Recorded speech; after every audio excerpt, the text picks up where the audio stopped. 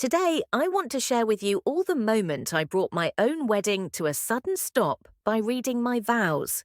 My fiancé and I met through mutual friends at work. One of these friends was David, who became my closest buddy. It felt great that he got along well with the girl I was dating and eventually proposed to. He happily agreed to be my best man, which was awesome.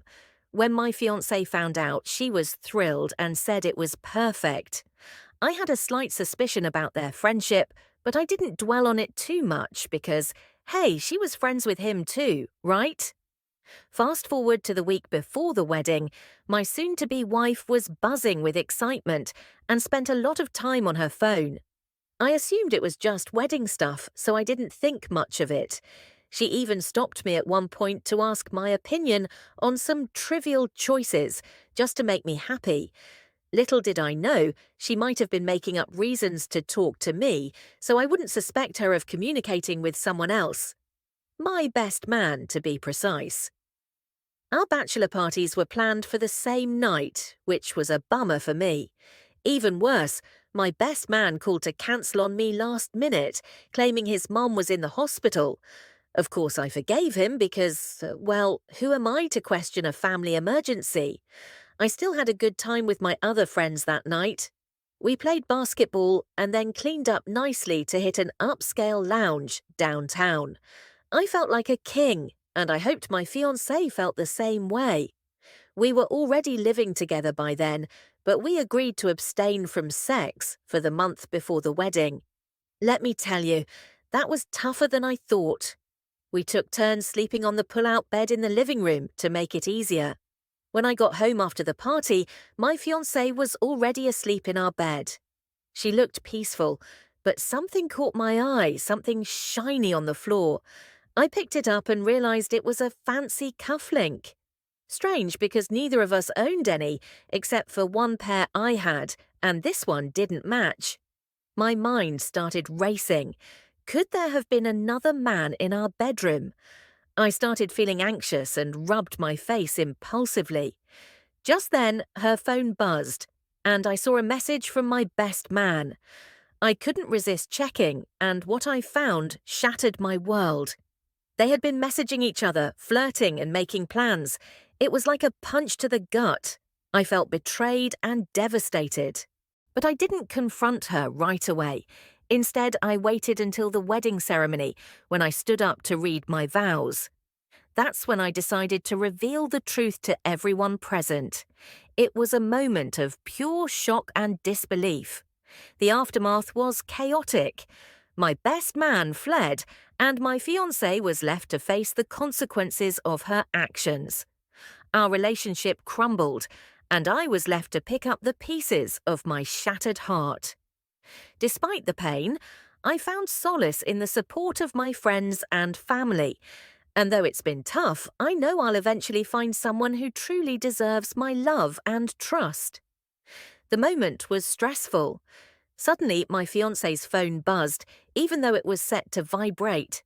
Standing next to her, I couldn't resist checking her messages. One from my best man stood out, sent 4 hours ago.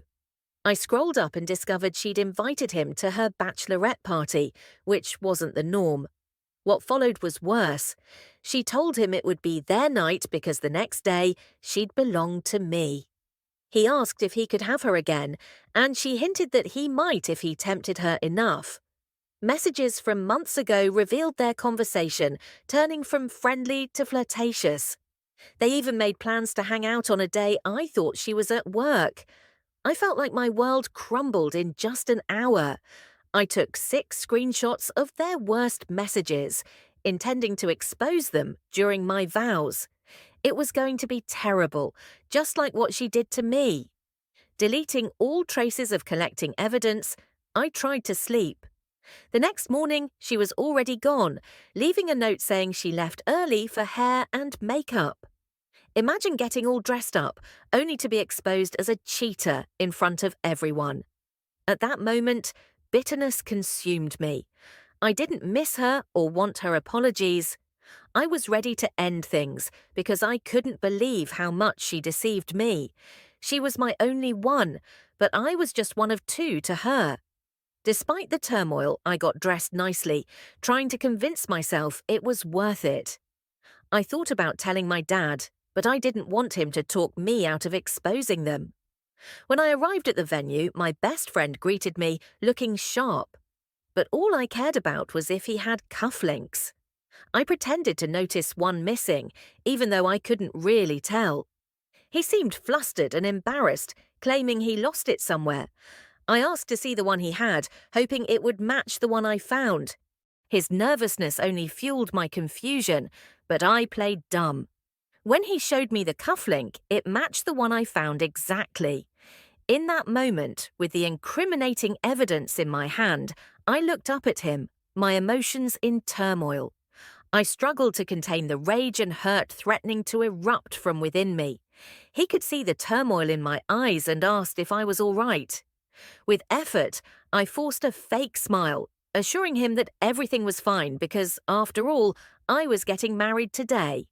With a forceful slap on the back, I tried to push down the anger and confusion, masking my inner turmoil as I walked into the venue. As the mingling and grand procession ensued, I couldn't shake the feeling of disillusionment that had settled over me. The traditional wedding festivities suddenly felt meaningless and hollow. And then, as my would-be wife walked down the aisle, resplendent in her beauty, a flood of memories washed over me. It felt unjust, the contrast between the joyous occasion and the betrayal that had tainted it. As the ceremony progressed, the weight of my discovery bore down upon me, threatening to suffocate me. When the time came for me to read my vows, I made the decision to expose the truth. With each word, I recounted the illicit messages between James and my fiancé, detailing the dates and times of their exchanges. Initially, there was a sense of unease among the guests, a discomfort that hung in the air as they listened to the damning evidence unfold. As the gravity of the situation sank in, whispers and murmurs rippled through the crowd. People began to shift uncomfortably, casting furtive glances at one another. My bride, bewildered and alarmed, demanded to know what I was doing and what I was reading. Despite her protests, I continued, reading aloud the explicit messages that laid bare the extent of their betrayal. The shock and disbelief were palpable, spreading like wildfire through the room. As the truth was laid bare, chaos erupted.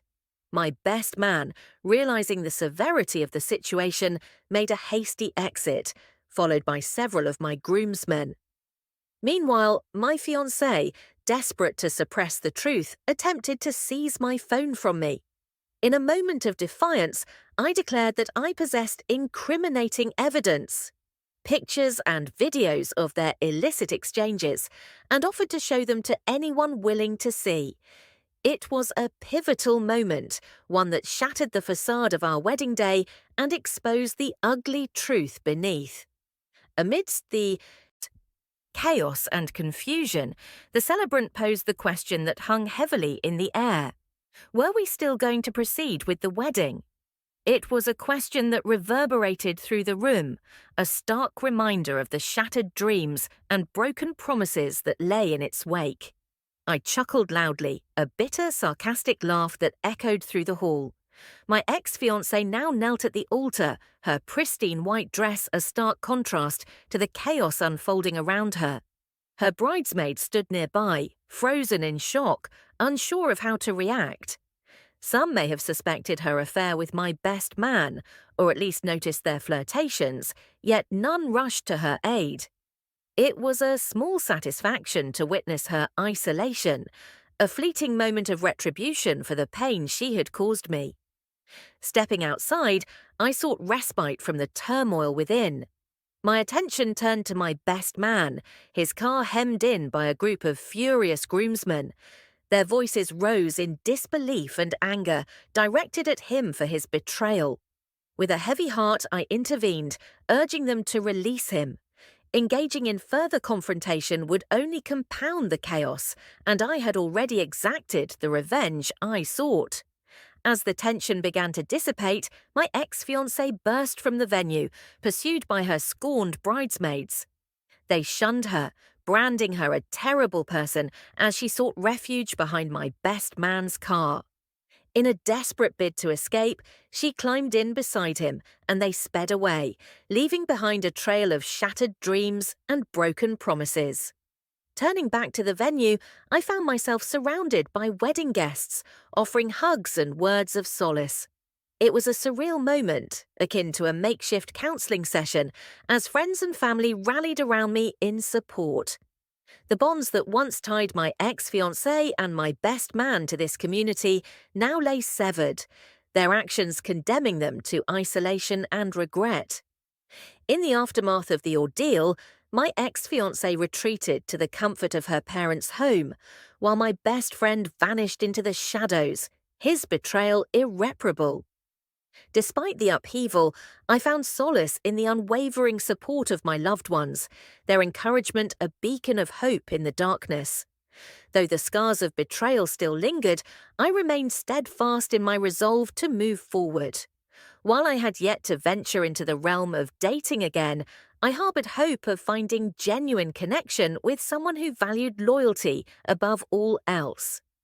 And as I navigated this journey, I remained vigilant, determined to safeguard my heart from the seeds of doubt planted by past betrayals. Reflecting on the tumultuous events that had transpired, I felt a sense of closure wash over me. While the road ahead may be fraught with uncertainty, I faced it with renewed strength and resilience, empowered by the unwavering support of those who stood by me in my darkest hour.